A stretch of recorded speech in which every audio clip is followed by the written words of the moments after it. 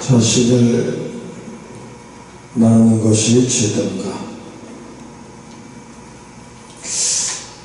지난번에 우크라이나 전쟁 뉴스를 보는데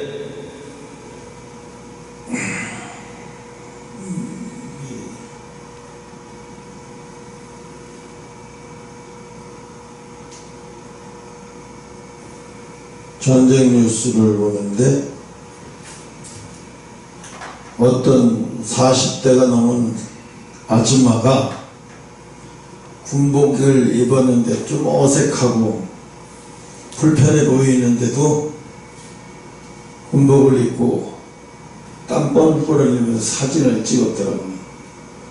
근데 그 사진이 보니까 영정사진이었어요. 마지막 모습이었어요. 그 아줌마, 우크라이나의 그 아줌마, 자식을 8남매 두었는데 6명은 자기가 낳은 자식이고 2명은 입양한 자식이래요. 보육원에서 2아이를 입양했대요. 그래서 아이들이 아직 크지 않았는데 전쟁터에 지금 나라가 위험한데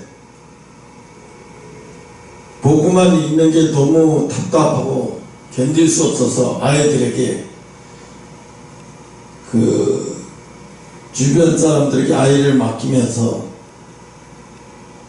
엄마가 반드시 전쟁을 잘 막고 치르고 올 테니까 너희들 말 잘 듣고 있으라고 했다고 해요. 그런데 결국은 마지막 전투에서 사격도 잘했대요. 마지막 전투에서 옆구리에 총을 맞고 급히 우성했는데 과다출혈로 회복불능에서 사망했대요. 근데 그 사망한 그 40대 아줌마를 군복 입은 채로 아이들한테 전할 수가 없더래요. 어떻게 전해야 되나? 이제 뭐라고 전해야 되나? 어떻게 전해야 되나? 그래서 그걸 보면서 우크라이나가 절대로 무너지는 나라가 아니겠구나. 우크라이나를 보면서 꼭 한국에 좀 닮아가는 그런 나라가 아닌가도 생각을 해봤어요. 왜냐하면 작은 무기를 가지고 상대도 안 되는 그런 무기들을 끝까지 버텨가면서 계속 버티고 있는 것을 보면서 그런 생각을 했어요. 그러면서 보니까 우크라이나에 있는 그 예수 믿는 기독교인들은 교회도 없고 교회에 들어가서 폭격이 막 터지니까 깊은 산중에서 모여가지고 눈 위에 무릎 꿇고 눈 위에서 막 몇 시간씩 기도를 하더라고요. 매일같이 그렇게 기도를 한다고 하더라고요. 누가 정해놓은 게 아니라 매일같이 아이들한테 급식 나눠주고 뭐 시간 되면은 그 시간만 되면 거기 와서 이렇게 무릎 꿇고 기도한다고 하더라고요. 그래서 제가 이게 내가 기도하는 게 우연이 아니구나. 정말로 이렇게 되어 가고 있구나, 우크라이나가. 그런 생각이 들었어요. 오늘 제목을 보면, 그죠? 여자가 이상한 게 많아요. 왜냐하면, 아이를 낳은 여자를 부정하다고 얘기하고, 또, 어린아이를, 이건 알잖아요. 낳은 지 8일 만에 아이의 기두를 두피를 잘라내는 거예요. 이건 구별되기 위해서 그렇게 하는 거고. 또 하나는 여자를 낳았는데 남자를 낳으면 7일 동안 그리고 여자를 낳으면 거의 14일 동안 배에 부정한 날짜가 여자아이 낳았을 때와 남자아이 낳았을 때가 또 틀리고, 그리고 완전히 돌아올 때가 여자가 이제 아이를 낳고 이제 완전히 몸이 돌아왔다고 제사장이 인정해서 이제 부정한 것을 면했다고 말을 할 때가 아니면 33일이에요. 참 신기하잖아요. 33일. 예수님이 33세 돌아가시고 그 33이라는 숫자가 우연이 아니에요. 33은 완전 숫자고 완전 회복의 숫자예요. 여자가 아이를 낳고 33일이 되면은 완전히 회복한다는 얘기잖아요. 그럼 그 전에 뭐야? 회복이 안 된다는 얘기예요. 그래서 오늘 이 이야기를 보면서 하나님은 여자한테 너무 심한 거 아닌가라고 생각을 할 수도 있는데 왜 이렇게 되느냐 하면 하나님 그랬잖아요. 아담과 하와, 아담이 이제 너는 땀을 흘리고 땅에 소사를 심어서 땀을 흘리고 죽으라고 노동을 해야 이제 겨우 먹고 살게 될 그런 사람으로 바뀌게 되고, 또 하와는 편안하게 잘 먹고 잘 사는 그런 게 아니라 이제 아이를 낳는 고통을 통해서 그 아이를 낳는 고통이 곧 무슨 고통이냐면 죽었다가 살아나는 그런 어마어마한 고통이고, 옛날에는 아이를 낳다가 돌아가신 분이 상당히 많아요. 또 우리 어머니도 그랬어요. 왜냐하면 노산이었어요. 나를 낳았을 때만도 노산인데, 아니 나보다 더 뒤에 3살 뒤에 있는 아이를 또 낳았으니까 그 완전 노산인 거예요. 그때 나이 40이 넘어가 45세가 몇 됐으니까. 그러니까 완전 노산인 거예요. 그러니까 어떻게 됐겠어요? 그 모든 것을 이길 수 있는 힘이 없어서 힘이 다 빠져서 그냥 돌아가신 거예요. 아이를 다 낳고 돌아가신 거예요. 근데 요즘은 또 거꾸로 됐어요.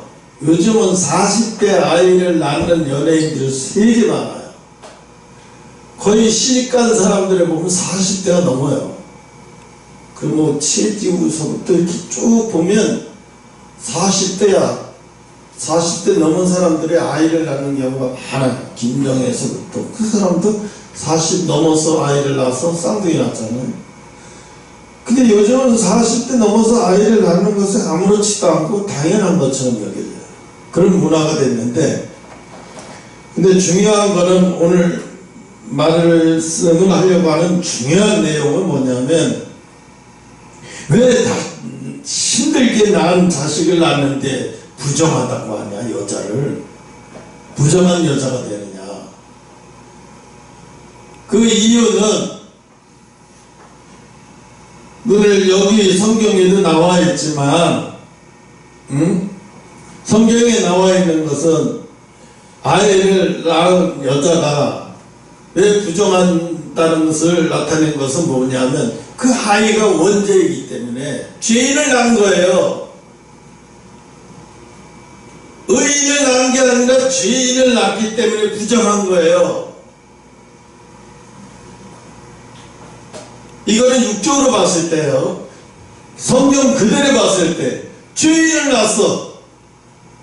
죄인을 낳았으니까 부정한 거예요. 그런데 우리가 교도소에 그러잖아요. 임신한 여자가 죄를 져서 감옥에 갔는데 아이를 낳았어. 그래서 감옥에서 아이를 키워. 그런데 감옥에서 아이를 키우는데 아이가 젖을 뗄 정도까지 감옥에서 내버려두다가 이제 아이가 젖을 뗄 정도 되면 아이를 보육원으로 맡겨요. 감옥에서 더 이상 못 키우게 해요. 왜? 이제 충분히 얘가 이유식을 하고 엄마 품에 떨어질 때가 됐어. 그리고 보육원으로 보내. 엄마는 막 7년형 10년형 받았다 그러면 아이는 강제로 엄마랑 떨어지는 거예요. 그때 교도소에 있는 사람들이 전부 다 막 운다고 그러더라고요. 아이를 보고 너무 가슴이 아파서. 아이가 무슨 죄가 있어요? 죄가 있다면 엄마가 죄를 지은 건데, 아이는 느닷없이 엄마랑 잘 있다가 교도소에서 잘 지내다가 갑자기 엄마랑 어느 날 갑자기 엄마하고 떨어져 버리는 거예요. 아이는 통곡을 하죠. 그러니까 막 내일이면 얘가 이제 우리 방에서 보육원으로 보내진다 그러면 그 방 안에 있는 여자수들이 막 애를 막 벌써 한 달 전부터 뜨개질해서 뭐라 선물 하나 해주려고 막 악한 사람이 하나도 없어요. 거기에 보면. 왜? 아이가 천사예요. 분명히 죄를 낳는데 그 방 안에서는 아이가 천사예요. 왜? 그 방에는 아이 울음소리 때문에 다른 방의 교도소의 여자들 교도소보다 그 방 안의 교도소는 아이 울음소리 때문에 웃기도 하고 소리 지르기도 하고 깔깔대고 웃기도. 왜? 아이 때문에 사람들이 웃음이 쏟아지는 거야. 교도소 안에서 기쁘기도 하고 막 깔깔대기도 하고. 여러분, 결혼을 안 하면 편하게는 살 수 있어요. 편하게는 살 수 있는데 뭘 모르냐면 진정한 기쁨을 몰라요. 진정한 기쁨이 뭔지 몰라요. 그런데 하나님은, 사도 바울은 그렇게 말했어요. 결혼은 하는 것도 잘하는 것이고 안 하는 것도 잘하는 것이다. 근데 사도 바울은 약간 치우쳐서 얘기했죠. 이왕이면 결혼 안 하고 하나님에게 할 수 있으면 그렇게 하는 것이 더 잘하는 것이다 라고 얘기를 했어요. 응? 근데 어제 보니까 박군인가 하는 친구가 자기보다 8살 많아. 37에 8살 많으니까 45 아니에요? 여자가 45이고 갑상선 암 수술까지 했었고. 근데 난 자세히 못 봤는데 임신을 해가지고 빨리 결혼 날짜를 빨리 잡았다는 것 같았어요. 근데 그걸 보고 뭐 별 얘기를 다 하는 사람들이 많은데, 근데 그 나이에 임신을 했으면 축복이지 않을까 싶어요. 뭐 어떻게, 지금은 시대가 달라졌어요. 결혼해서 이렇게 살아야지, 너처럼 나이가 이렇게 많고 그렇게 살면 안 돼, 이런 게 없어졌어요. 프랑스 대통령 봐요. 자기 친구 엄마하고 살잖아요. 자기 친구 엄마랑 결혼해서 살잖아요. 이게 도저히 있을 수도 없고, 프랑스에서도 좀 시기한 일이지만 그걸 가지고 대통령한테 뭐라고 하는 사람 한마디도 없어요. 왜? 대통령 업무하고 그거는 별개니까. 그 사람이 그런다고 해서 대통령 업무를 못하는 게 아니거든요. 그 사람의 개인사야 그건. 그러니까 간섭하지 않는 거예요. 오늘 보면은, 오늘 영적으로 봤을 때, 육적으로 봤을 때 죄인인 여자가 아이를 낳았으니까 당연히 죄인이죠.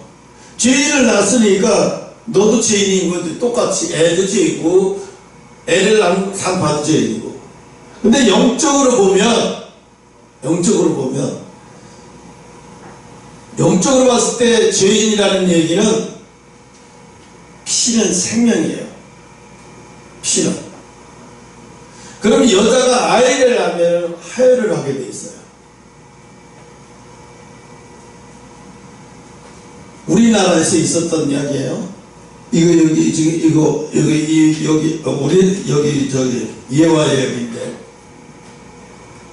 RH- 영인가인데 아기를 낳아서 수술할 수밖에 없어갖고 수술해서 낳았는데 피가 모자라. 그래서 그 피 막 여기저기 연결했는데 미군 병사가 그걸 알고 자기가 가서 헌혈을 하겠다고 얘기한 거예요. 그래서 헌혈을 하면서 수혈을 바로 그 여자한테 수혈을 해주고 이 사람은 못 깨어나고 그대로 병상은 죽었어요. 아이 엄마는 아이를 낳고 수술하고 회복해서 정상으로 돌아왔는데 병상은 죽어버렸어요. 근데 그 수혈할 때 그랬거든요. 너 죽을 수도 있다. 네. 폐혈증이 와서 갑자기 피가 몸에서 많이 빠져나가면 폐혈증이라는 게 그거예요. 갑자기 혈압이 뚝뚝 떨어지는 거예요. 혈압이 떨어져서 피가 빠져나가니까 혈압이 당연히 떨어지죠. 엄청 많이 떨어지죠. 그러니까 갑자기 혈압이 떨어지는데 점점 오르지 못하고 계속 떨어지니까 어떻게 돼요? 죽을 수밖에 없는 거예요. 제가 청량리에 옛날엔 청량리 시계탑 앞에서 약속을 하면 그렇게 만났어요. 휴대폰 없고 막 이런 거 없을 때 만나기로 하잖아요. 그러면 둘째, 셋째 주 청량리 시계탑 앞에서 11시에 그러면 달력을 봐요. 6월달 셋째 주 주일날 11시에 청량리 시계탑 앞에서 만나기로 해요. 그때는 설악에 우리 동네 선후배들이 2달에 한 번씩 모이기로 했어요. 3달인가 한 번씩. 그럼 그때 시골에 있을 때도 다 어디에 있던 사람도 다 와요. 그런데 거기서 꼭 그때 뭐냐 하면 헌혈하라고 붙들어요. 헌혈차가 항상 있는데. 그럼 다른 사람들은 막 헌혈을 다 하는데 나는 헌혈하려고 붙들으면 보자마자 안 된대. 젊은이는 안 된대. 왜 안 되냐고요. 한눈으로 봐도 안 된대. 그럼 혈압을 재면요. 저혈압이 나와도 안 돼. 저혈압인데다가 거기서 피를 더 빼면 죽는데 피를 뺄 때 피를 빼면 안 된대. 오히려 피를 보충해줘야 될 판이게. 왜? 체중이 너무 미달이 돼서 피가 체중이 미달인 데다가 그 피를 빼버리면 어떻게 되겠어 그게. 그렇다고 안 됩니다. 그래서 저는 제가 한번 수혈 한번 해보는 게 꿈이었었어. 그때는. 왜 이렇게 나는 약해 빠져가지고 수혈도 못하고 그래서 동네 선배들은 수혈을 하고 탁 내려와서 빵 하나 우유 들고 야 짜장면 집으로 가자 그래서 짜장면 집에 가. 뭐 수혈하면서 뭐 간호사 어쩌고 저쩌고 얘기를 하는데 나는 너무 창피한 거야. 아무 말도 없고 할 얘기가 없어. 다른 사람들 다 수혈하고 오는데 나는 수혈. 그래서 뭐라 그러냐. 야 너는 사람 노릇이나 하겠냐. 수혈도 아예 너는 거절을 당하잖아. 너무 창피했어요. 그런데 영적으로 보면 피는 생명이거든요. 피를 쏟아야 생명을 살릴 수 있잖아요. 그죠? 엄마가 피를 가지고 있는, 자기가 가지고 있던 피를 완전히 쏟아야 그래야 생명을 출산할 수 있어요. 그런데 그 생명인 피를, 그 아까운 생명인 피를 쏟았기 때문에, 생명인 피를 쏟았기 때문에 부정한 거예요. 영적으로. 그 생명인 피를 어찌됐든, 이유가 어찌됐든 쏟았잖아요. 엄청나게 아기를 하나 낳을 때보다 엄청난 피가 하늘에서 쏟아 나왔잖아요. 그 피가 생명인 피를 세상 바깥으로 쏟아냈기 때문에 이거 부정한 거야. 생명을 만드는 피를 쏟아냈기 때문에.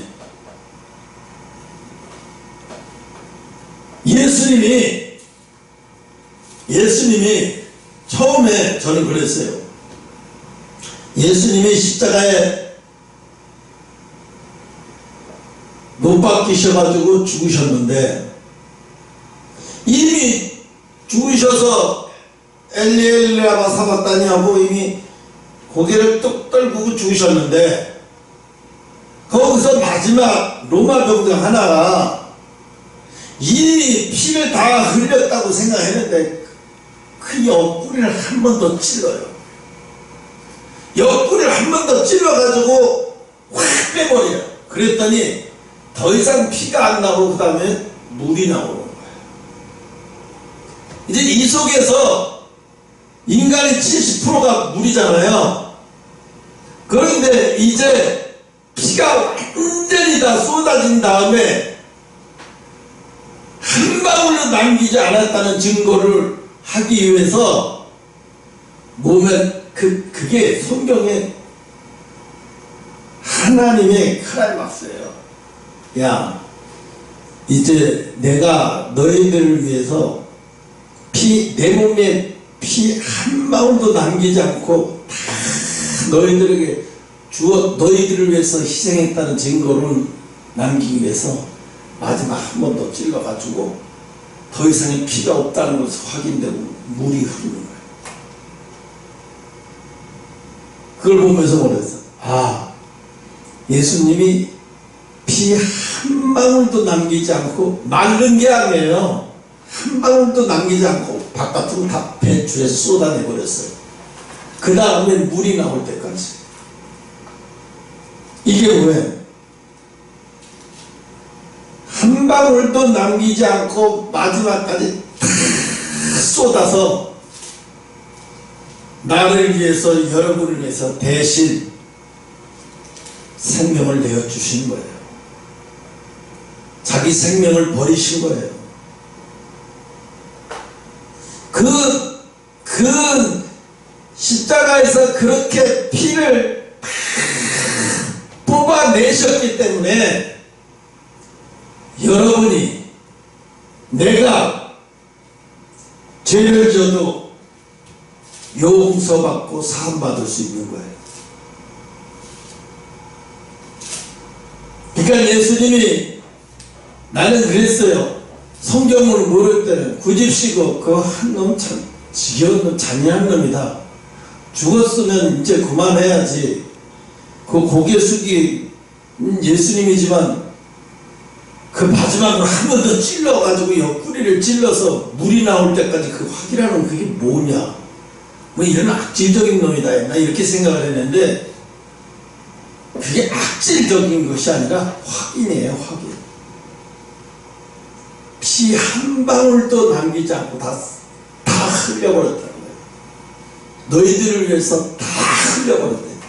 그러니까 내 속에서 생명이 될 수 있는 것은 완전히 다 끊어져서 없어져서 다 쏟아버렸어. 피는 생명이잖아요. 생명이, 우리 몸의 70%는 물이지만요, 우리를 살아있게 만들고 그 70%의 물이 생명이 될 수 있는 것은 피 때문에 그렇게 될 수 있는 거예요. 피가 아니면 절대로 그렇게 될 수가 없어요. 그래서 구약시대에는 어떻게 했어요?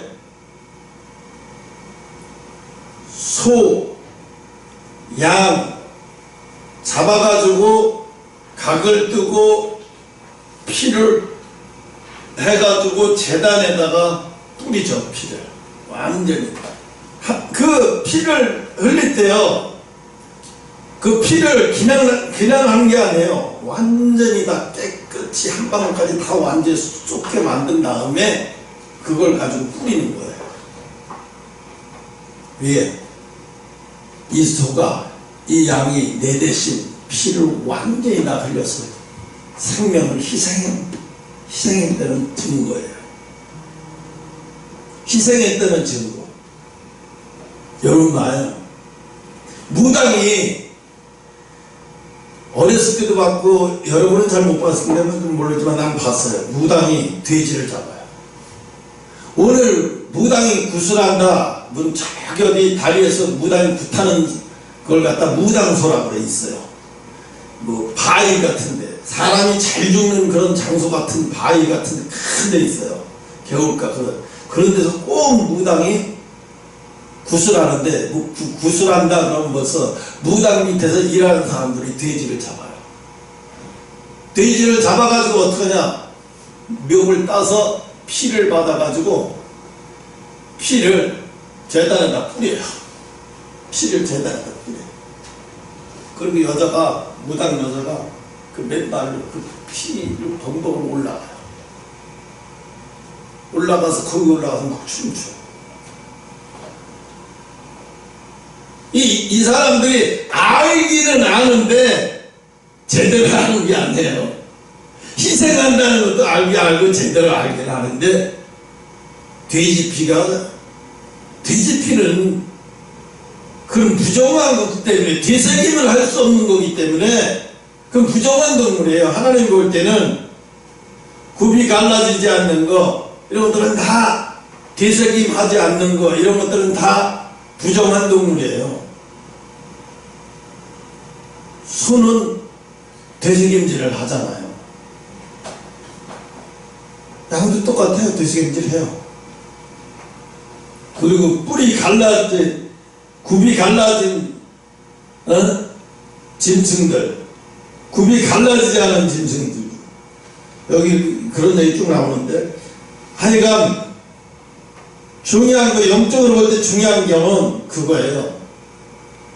피를 흘려야 생명을 출산할 수 있다. 피를 흘려야. 그래서 아담에게, 하와에게 하나님이 저주를 내는 게 뭐야? 너는 피를 흘려야 생명을 출산할 수 있어. 그리고 네가 이 땅에 사는 목적이, 그게 목적이 되는 거야. 네가 이 세상에서 가장 행복했을 때가 어디냐? 피를 흘려서 생명을 출산했을 때예요. 지금 청와대 인수위원회 대변인하는 김은혜 대변인이 MBC 기자였어요. 뉴스데스크도 하고 그랬는데, 그분이 하도 기자 노릇 바쁘게 하느라고 37살 때까지, 36살 때까지 연애할 시간이 없었대요. 기자니까 연애할 시간이 없는 거예요. 그래서 어느 날 누가 어떻게 생긴 남자인지도 모르고 무조건 되고 가서 데이트 하라고 그래서 나가서 데이트한 거예요. 그 사람 직업이 뭔지도 모르고. 그 사람이 이제 요리를 해준다고 그래갖고 가서 요리를 하고 막 이러는데, 그게 요리를 잘하더래. 처음엔 요리사인가 이렇게 생각하고, 나중에 알고 보니까 변호사더래요. 근데 그 김은혜 기자가, 내가 뭔 얘기 하려고 했는데 자꾸 삐뚤어 나가네. 김은혜 기자 얘기하려고. 37의 애를 자기가 밥 먹을 시간도 없고, 부모님이 밥 차려주면 제대로 아침밥도 제대로 못 먹고 나가고, 매일 그런 식으로 새벽에 들어오고, 거울 옷 갈아입으러 들어오고 막 이런 사람이었는데, 자기가 애를 낳고 나서 그때 처음 알았대. 아, 부모가 되는 게 어떤 건지. 아, 나는 그동안에 어른이 아니었구나 하는 것을 느꼈다. 그래가지고 애기하고 둘이 있으면 밖에 일이 아무것도 생각이 안 나더래. 그래서 너무 좋았대. 그래서 이제 애가 어느 정도 키우고 이제 부모한테 맡길 정도쯤 돼서 맡기고 출근하면 그렇게 미안했대, 아침에. 그래서 오늘은 애기 얼굴을 잊지 말아야지. 그러고 회사 사무실에 가면 어느 순간 애가 퇴근할 때까지 애를 까맣게 잊고 있는 거야.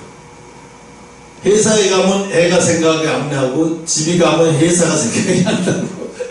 응? 그렇게 사는 게 정상이긴 해요. 근데 그렇게 하지 못하면 그게 문제가 되는 거예요. 그렇게 회개가 그렇게 못하죠. 애기 낳고 애기 막 곤두서 있고 막 유치원에서 뭐 어떻게 다쳐갖고 전화가 오고 막 이런 거 보면 일 못하는 거죠. 좀 빗나가는데요. 그래서 여자들은 하나님이 아이를 낳는 고통을 허락하신 거예요.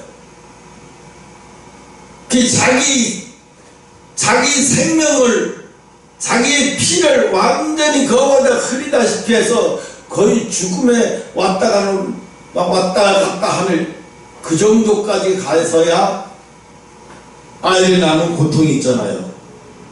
하나님이 그 고통을 여자에게 주셨어요. 그렇게 해야 너는 살 수가 있고 네가 여자로서 이 세상에 살 수가 있다는 거죠. 남자는 또 뭐예요? 죽어라고 노동을 해야 돼요. 노동하지 않고 그 전에는 노동하지 않고 자연스럽게 살 수 있었어요. 근데 지금은요, 아프리카에도 어느 나라에도 이제 노동 없이 살지를 못해. 아프리카에도 이제 아프리카 남미의 그 원주민들도요, 처음엔 병만족장에 가서 바나나 따먹고 막 이랬는데 지금은 관광객이 오면 관광객 앞에서 한 번씩, 두 번씩, 하루에 두 번씩, 한 번씩 그들만의 하는 그것을 해야 돼요. 그래야 그 추장이 먹을 걸 나눠줘요. 돈을 받아가지고. 이제 그들도 노동을 해야 사는 사람이 되어버렸어. 완전히 나. 네. 이제 거기도 밀림이 안 가야지. 밀림이라고 볼 수가 없어. 이제. 민간 관광객들, 이제 코로나 때문에 못 가서 그렇지, 지금은. 그래서 우리가 예수님이 왜 그렇게 피 한 방울까지 완전히 다 쏟아야 했는가? 그 피 한 방울까지 완전히 다 제거돼서 그 피 한 방울까지도 완전히 제거됐다는 얘기는 생명이 그 안에 없다는 얘기예요. 생명이 이미 끝났다는 얘기예요. 다른 말로 얘기하면 머리 줄 수 있는 건 다 줘서 희생을 했다는 얘기예요.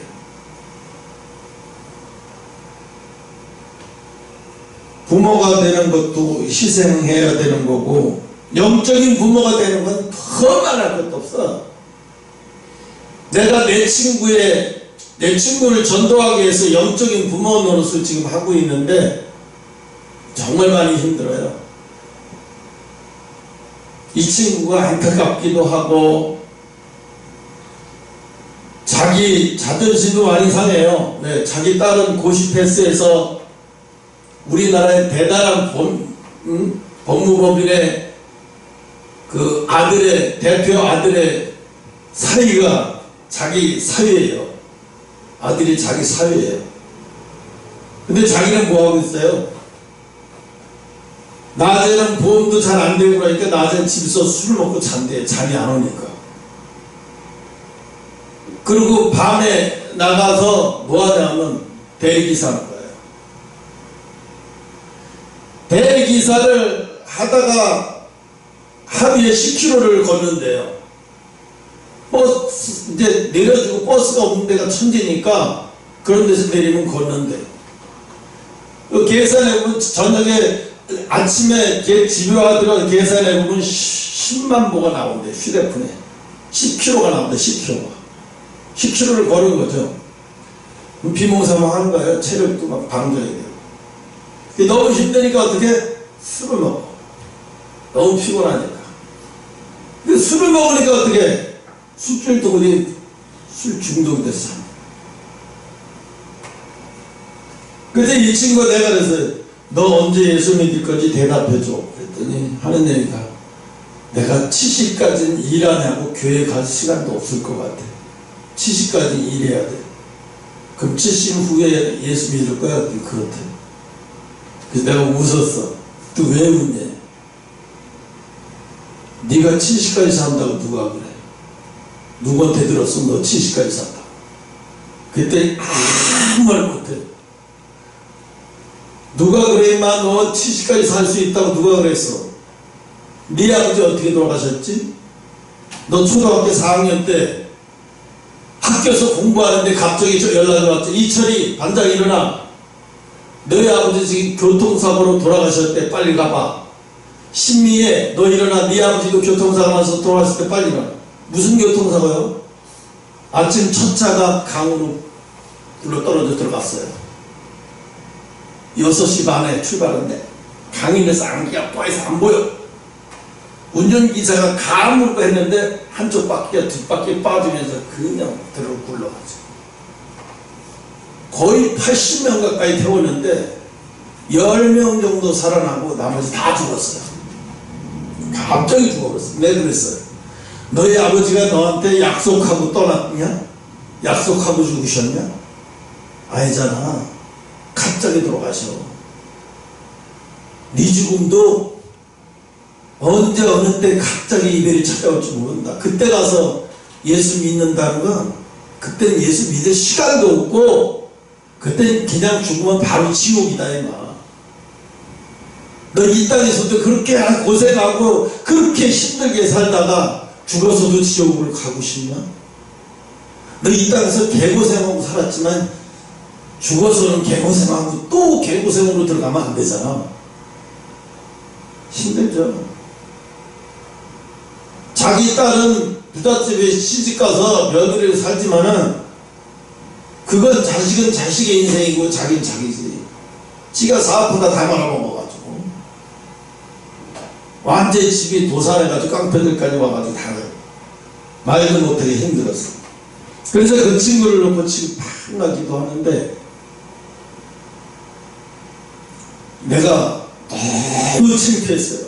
뭐가 창피했냐면 영적으로 생명을 하나 이렇게 낳게 하는 게 이렇게 힘들구나.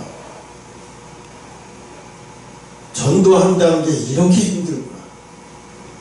근데 걔는 가짜가 아니에요. 가짜인 것 같아. 그래 내가 그거 갈게 염려하지 마 막 이러고 얼른 뚱땅 넘어갈 친구 같으면 내가 예수 믿었으니 안 해.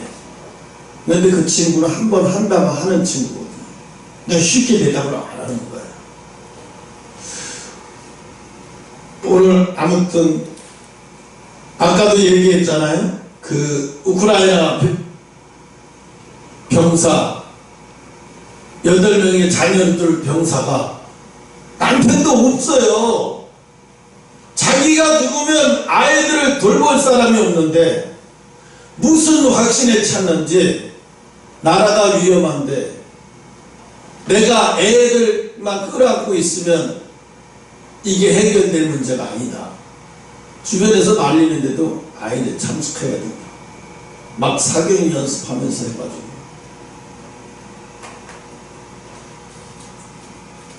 그래서 한쪽으로는 생각하기 꼭 저렇게 했어야 됐나? 다른 병사들도 많이 있을 텐데 굳이 저렇게 했어야 됐나? 생각해봤지만 그래도 대단한 사람이다. 그래도 대단한 사람. 오늘 예수님이 구약만 바라보지 말고 신약으로 바라보면 오늘 예수님은 생명을 잉태하려면 죽어야 된다는 얘기예요. 죽어야 생명을 잉태할 수가 있어요. 우리가 영적인 사람으로 영의 사람으로 태어나서 영적인 사람이 이 영적인 사람인데도 불구하고 내가 자꾸 어떻게 하냐면 항상 육신이 편한 쪽을 선택해서 살아요.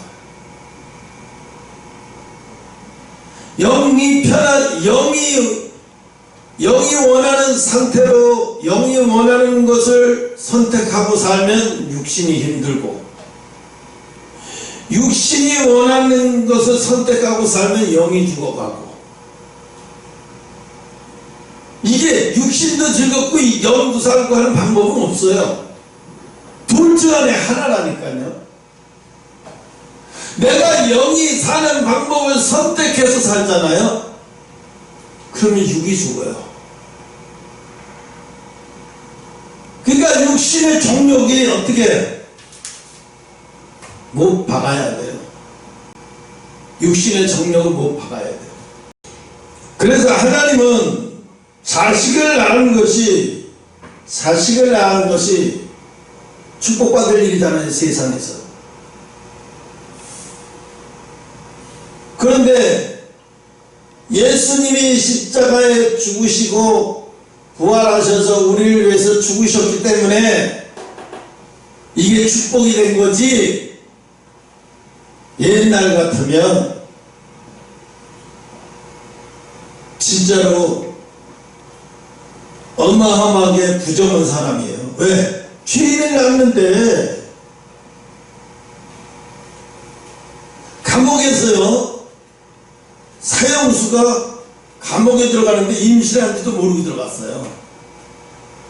그런데 사형제도가 폐지되면서 감옥에서 아이를 출산하게 된 거예요. 이게 나중에 아이를 출산했는데, 근데 사형수도 어쩔 수 없어요. 엄마는 엄마잖아요. 아이를 한 달 전부터 띄워놓고 이제 보내야 한다니까 밥 구워 먹는 거예요. 잠도 못 자는 거예요. 아이가 다 알아요, 벌써. 엄마의 느낌이, 엄마가 왜 나한테 이렇게 차갑게 하는지. 벌써 헤어져 있다가 온다는 것은 이게 뭘지 모르지, 이게 아는 거예요. 응?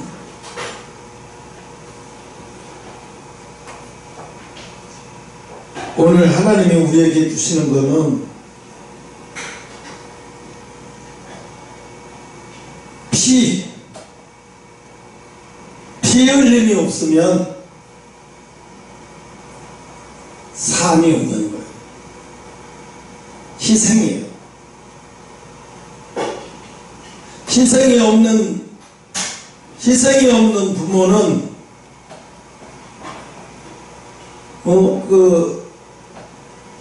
어린아이 누구죠? 그 어린아이 죽게 한 여자 덕인인가 뭔가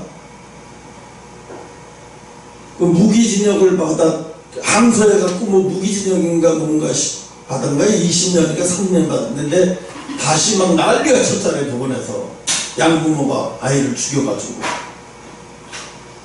이당해갖고 제대로 키우지도 않을 거면서 아이가 돌진하고 그걸 아이를 방치해서 그렇게 죽게 만들어 난리가 난 거잖아요. 지가 키우지 못하겠으면 키우지나 말든가 데려가서 그렇게 만들어 놓은 거죠. 그거 보니까 막 여기저기 양부모 협회에서 막 난리가 났더라고요. 뒤집어질 일이죠. 정말로 뒤집어질 일.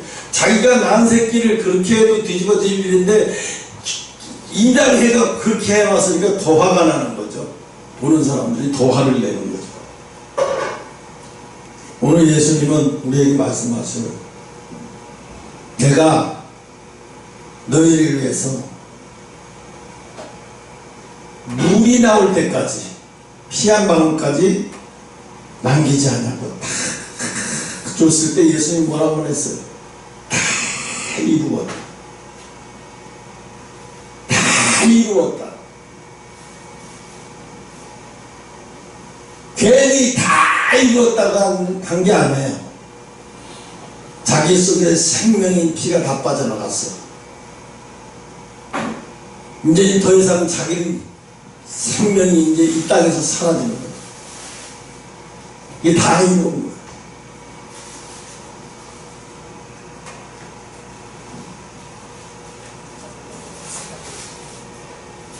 우리는 사람들은 하나님이 이 땅에서 쾌락을 즐기다가 자기의 많은 쾌락을 즐기다가 살도록 만들어 놓은 것이 인간이라고 생각하고 살아요. 사람들은 그렇게 살아요. 그런데 하나님은 뭐예요? 내가 너희들을 통해서 받고 싶은 게 이게 뭐예요? 하나님을 영화롭게 하는 거예요. 하나님을 영화롭게 하는 건 뭐예요? 내가 거룩해지는 거예요. 하나님이 나한테 안 오시는 게 아니라 내가 거룩하지 못해서 하나님이 못 오시는 거예요. 하나님은 거룩한 자와 같이 있고 싶어 하시고 거룩한 자와 함께 하고 싶어 하시는데 우리가 거룩하지 못하니까 예수님 뭐예요? 내가 거룩하니 너희도 거룩해. 하나님은 거룩한 자와 일하고 싶어 하시고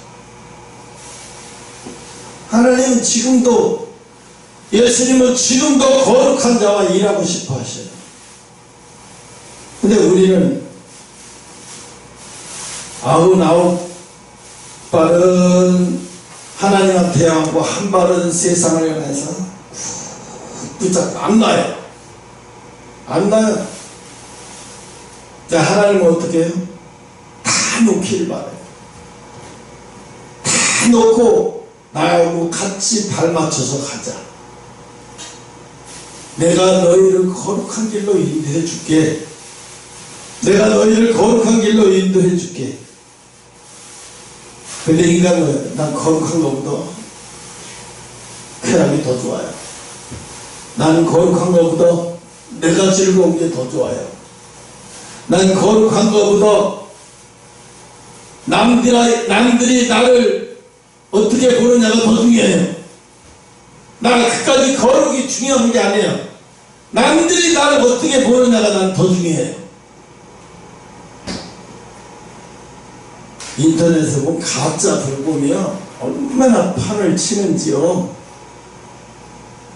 아주 이름만 낼 그럴듯한 사람도 딱 보고 설교를 쫙 들어보면 완전 지성적으로 아주 설교도 지성적으로 기가 막힌데 보면 아니야, 가짜야. 가짜요. 뭐가 없어요?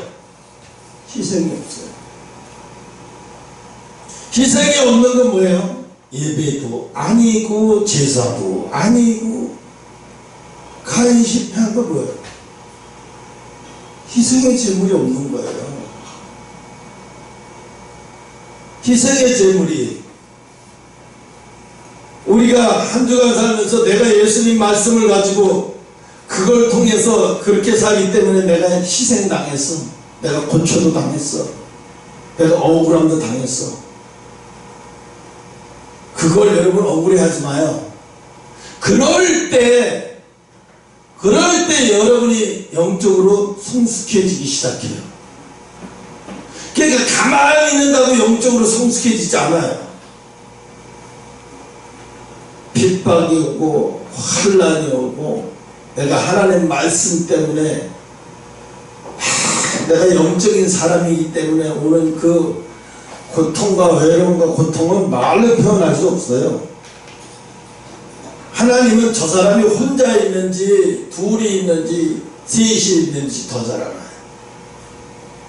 더 잘 알아요. 나는 집에서 항상 뭐 같이 있죠. 가족들이 같이 있죠. 같이 있어도 같이 있는 것 같이 느끼지 않아요. 혼자 있는 것 같이 느껴져요. 그냥 혼자 있는 것 같이 느껴져요. 왜? 아무런 기대에 소망 걸지 없습니까? 오직 하나님 약속, 하나님 말씀 외에는 그 어떤 것도 소망이 없으니까. 소망이 없으니까 어떻게 되냐면 관심이 하나님하고 연관된 일에만 관심을 갖게 돼요. 하나님이 어떻게 일하시고 어떻게 갖고 계시는지 그거에 대한 관심만 갖게 돼요.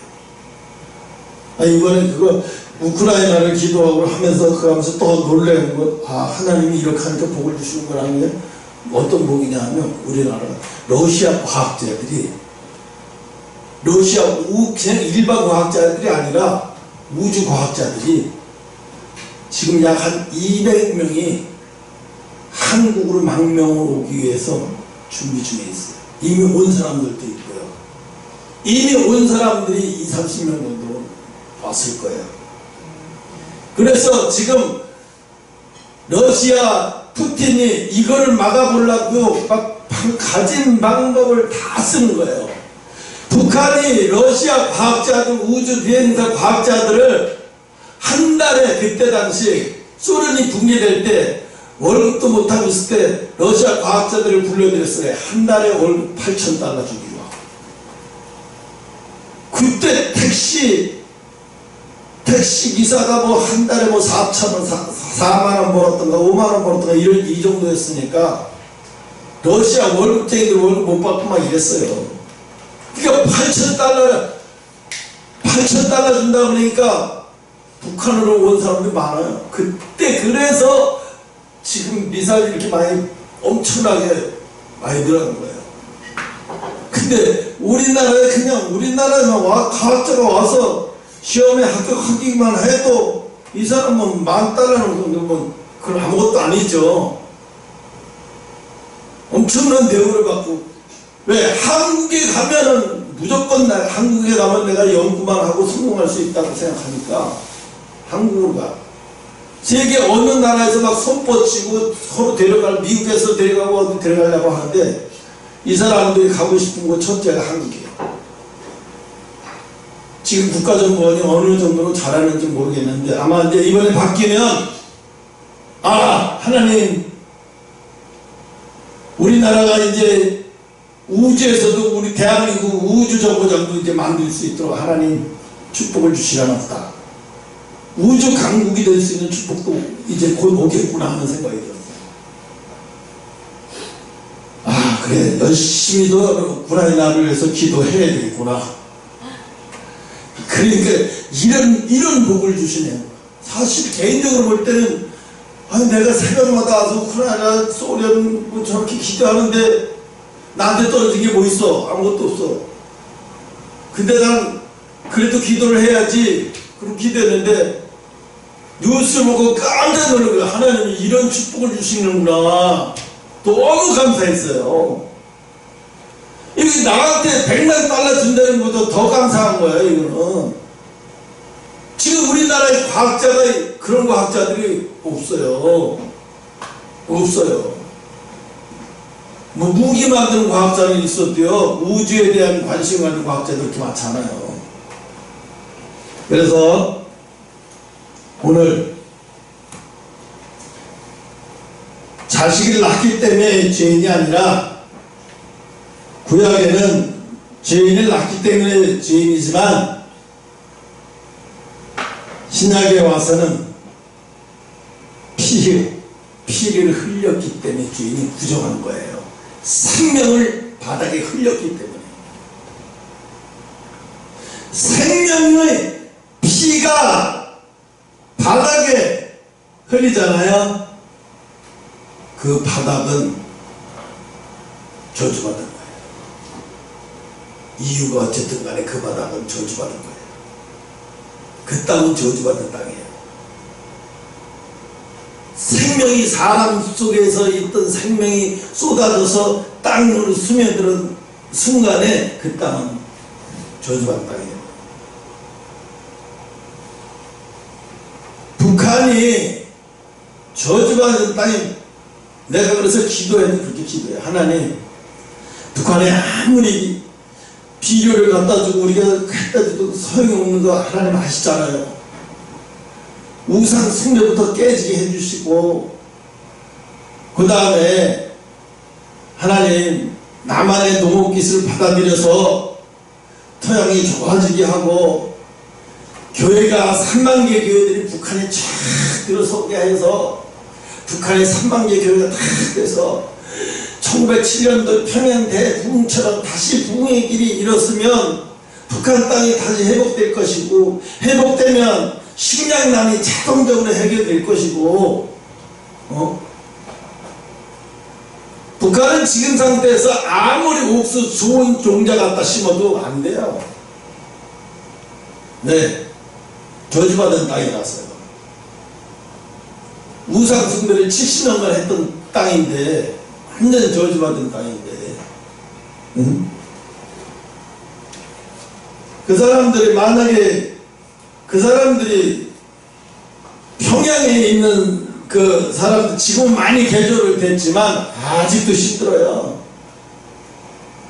신천지에 있다가 나온 어떤 엄마가 그러는데 그래요. 북한 방송을 보는 줄 알았대요. 처음에 갔는데 이만희가 나오더니 어린아이들이 한복을 입고 총회장님 만세 만세 그러더니 꽃다발이 이렇게 하나씩 막 목에다가 막 7개 8개 막 건대요. 나중에 보니까 이만희가 그렇게 하는 걸 좋아한대요. 신천지 사는 게 공산주의하고 똑같아요. 북한 방송하고는 똑같아요. 오늘 가서 유튜브 찾아가지고 봐봐요. 정말 똑같다니까. 행사하는데 아주 북한하고 똑같아요. 그런데도 사람들이 속아 넘어가는데요. 엊그제 정명석이한테 또 당해가지고 또 당해서 또 고소해가지고 우리나라에서 안 되니까 홍콩이나 유럽 이런 쪽으로 돌아다니면서 포섭하는 거예요. 말도 못하게 피해자들이 나와서 말도 못하게 지금 호소를 하고 있는데 진리를 그 사람이 그 여자가 참 안타깝긴 하더라고요. 뭐를 해도 허전하고 견딜 수가 없어서 진리를 찾고 싶었대 자기가. 그런데 마침 그 진리를 발견한 거지. 이만희 진리를. 어이가 없어요. 홍콩 여자인데 중국계 영국인이었어요. 그래서 하나님이 오늘 우리에게 말씀하시는 것은 그러니 세상에 가인이 아벨을 목을 칼로 쳐서 죽였어요. 그러니 그 땅이 어떻게 되겠어요? 저주받은 거예요.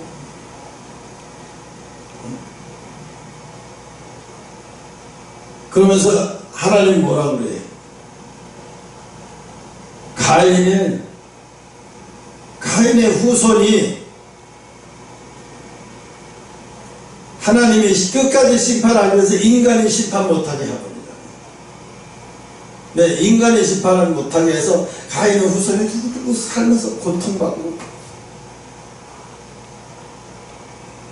그래서 오늘 예수님이 이제 얼마 있으면 부활절이고 사순절도 돌아오는데 피에 대해서 이야기를 했어요. 기도하겠습니다.